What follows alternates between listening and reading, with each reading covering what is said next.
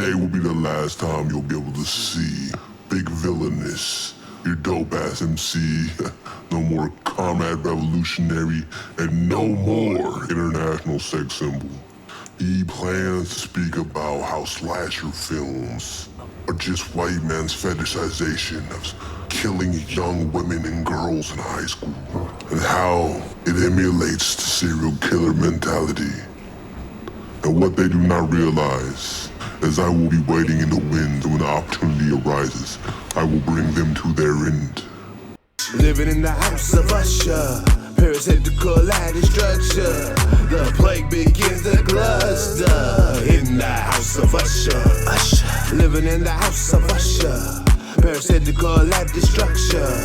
The plague begins to cluster in the house of Usher.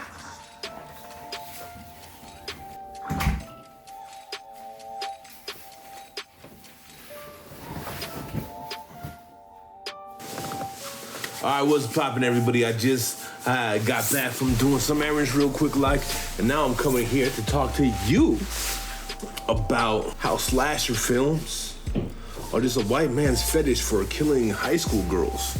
Yeah, man, I mean it, for real. One of the things I've really noticed about that is there seems to be some serious fetishization. It's not like everybody who loves horror loves slashers. In fact, I've never had an appeal for it. One thing it really felt like is some sexual thing. A lot of the things have high school girls running around, and a lot of sexual references to high school children, right? That's just the thing that happens in these slasher films. And now a lot of times the predator is somebody who was rejected from them, by those little girls, and now he's coming back for his revenge year after year. The tropes that exist about women is that they're defenseless and they need a man to protect them. But of course, the alpha male, the predator, is the one who is gonna be the protector, since the alpha male is clearly the serial killer. What does it say about this story? Because none of these other men ever measure up. No matter how hard they try, the best they can ever do is escape. When I see this, I see somebody writing this who has a psychology of wanting to be the hunter. A psychology that says that they are literally pushed to a corner and outside. And I'm not so much gonna talk about the writer of this, but the culture behind it. The thing I notice about specifically slashers is they tend to be very toxic. I wonder why women don't care about them or don't like them or aren't comfortable around them. Maybe it's because you spend the whole time looking at them women like they're meat. And don't get it wrong, I love sex as much as anybody else, but I don't see women as meat. I see sex as an interaction between two beings off the top. And I think that's a really important way to see it. But what we see through these films and stuff is this is like a fetish. And what it really reminds me of, like Ted Bundy and so on and so forth. Like, he had some weird fetishes, clearly, in the way he would impose, trigger warning, his partner to be as if they were deceased. And so you see a trait of necrophilia within these films. You see the sexualization of dead women in their bodies too often. And these things really kind of cross me as disgusting, right? It makes me wonder not only who wrote it, but who has it as their favorite films, right? And a lot of people I see, there's two types, right? Some people who fetishize serial killers, that's a really interesting type, that's a big fan of them. But there's also the ones who really have a lot of red pill mentalities, or a lot of mentalities about blaming women for their problems because they're not accepted from them. Not realizing that it's not really their appearance, but their character traits that push them apart. Seems that in every slasher film, right? It starts by following these high school girls usually. And there's usually boys around and following the storyline as they go about their average day. The whole time this serial killer usually is stalking them, watching through their window, always at the corner of their eye, pushing fear into their souls, being able to have control. We can take Nightmare on Elm Street, who literally controlled the nightmares and had the power to see not only into their minds, but to make their minds a weapon to prey upon them. Now, mind you, that is one of the most famous slasher serial killers is Freddy Krueger, right? Freddy Krueger was literally a pedophile who was burned alive and because of that came back to terrorize the children. Now, there's a lot of layers to that, right? Like the fact of somehow burning a pedophile brought upon a great evil even worse than he was in life. To to insinuate that there should be consequencelessness, otherwise the power will be so much greater. And to some degree that's true, because it always reminds me of the state powers that will come upon anybody who does some action like that to defend their community or children. The beings within inside the universe that is the slasher film are always two-dimensional, vain, right? They push forward a morality complex. The idea that if you're not a pure Christian virgin, that you are on the chopping platter and to be devoured, to be eaten, to be killed, murdered, and used. For example, there's always these rules, and I think Scary Movie kind of dives into that. All these rules about what keeps you alive and what leaves you to your death. Include a lot of Christian concepts of what purity is. If you don't fit that, then you're worthy of death, right? We see those same trends with actual serial killers. Now, more than likely, some things of opportunity as well as their weird, twisted minds because of people who they target a lot of times being sex workers. Because as we talked about with my friend V on this last dialectic, sex workers are always targeted. Sex workers are always a target because people just tend to not give a fuck about them. And it's really interesting how the concept of either sex workers and or the idea of a slut being used as the justification for murder, right?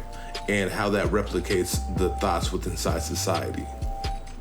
What I really start to wonder is, what is the allure? What is the allure of slashers if it isn't the fetishization of murdering children, murdering little girls? If it isn't the sexualization of them, why is there so much nudity involved in that? Now, don't get it wrong, I'm not against nudity, but I do have a qualm with nudity and murder being combined into some type of sexual fantasy. And that's what slashers are really known for. Now, all horror is known for nudity, but it's not necessarily used in a way of somebody hunting another person. Now, I'm not saying that slasher films create serial killers, but what I am saying is it attracts people who are allured by those mentalities. It attracts people that, to some degree, entertain them. I'm not saying it creates black pillars, but black pillars really, really like it. I wanted to bring this to attention because this always stood out to me. I've never been a fan of slashers. To this day, I love horror movies, but slashers, unless you're talking about Hostel, where you take a bunch of white people, put them in a fucking hostel, and then you hunt them down. That was kind of interesting. I didn't mind that at all. That was kind of cool. I was like, hey, white on white violence, baby. White on white violence. But in general, I find a general distaste for that type of film because of not even so much the killing. The killing doesn't bother me at all, but the way it is sexualized and fetishized has some elements, and it kind of leaves me wondering, like, what is it that people who are consuming it consume it for? Not only why do you like it, but what do you get from it? Does it scratch an itch for you? If it does, I suggest you get some help. I don't know. Maybe I'm just judgmental, but I just can't find any other entertainment value out of those things. But if you completely and utterly disagree with me, please put it in the comment section. I ain't gonna judge you elsewhere unless you actually try to make those fantasies come real. Then I'm gonna, well, I'm just gonna take a nap. That's what I'm gonna do.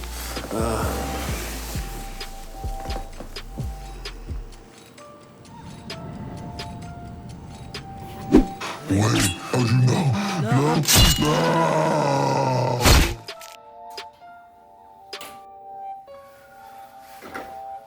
Yo, it's all good, it's just me.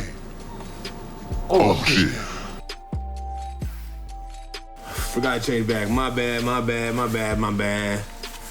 Yeah, so I got some explaining to do, I guess. I accidentally, when shooting my music video that's releasing on Halloween, opened the dimensional rip, and it kind of let some alternate me's out, and one of them happened to be the clown killer. He runs around killing YouTubers. I thought I killed him, but then he missed it away, so be watching out. Be careful, EJ, be careful, everybody, you know what I mean? Clown killer might come for you. I will try to stop him. That is my goal. I'm sorry about the dimensional rip. I didn't know what I was doing, man. I didn't realize the consequences, and now the worlds might be colliding. But that's for a different episode. If you don't want the clown killer come to you, make sure to like, subscribe, hit that bell, share this video, cop some of this merch, become a Patreon, especially Patreon. That's super safe. If you become a Patreon, I promise you I'll protect you from the clown killer. You be a priority. Sorry, EJ. But thank y'all for watching. I'll catch y'all later. Deuces. Walking through the crease and the cracks of the streets. Struggling for some food and a bed to sleep. While trying to cause overthrow, I'm feeling weak. Ideology buff,